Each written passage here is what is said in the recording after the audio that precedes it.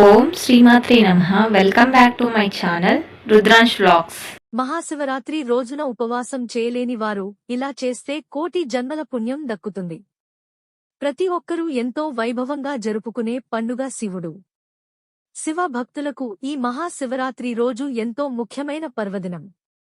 ఈ రోజున శివ భక్తులందరూ తమ శక్తుల కొద్దీ పూజలు చేస్తారు. ముఖ్యంగా శివపురాణంలో మహాశివరాత్రి ఉపవాస నియమాలు కొన్ని ప్రత్యేకమైన పద్ధతిలో వివరించబడ్డాయి.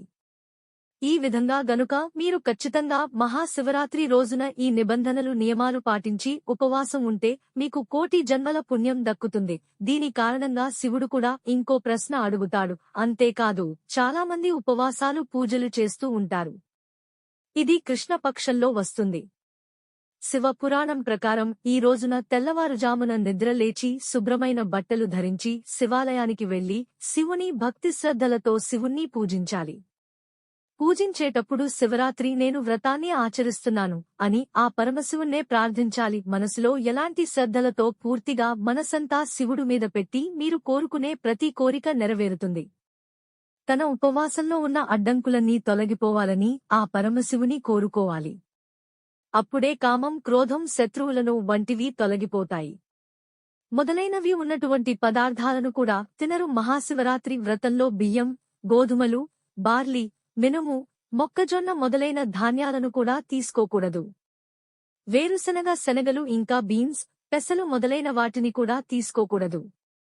మరీ ముఖ్యంగా ఉపవాస సమయంలో గానీ లేదా ఈ మహాశివరాత్రి రోజున గానీ మీరు ఎటువంటి మాంసాహారం తీసుకోకూడదు. శివరాత్రి రోజు మద్యం సేవించకూడదు.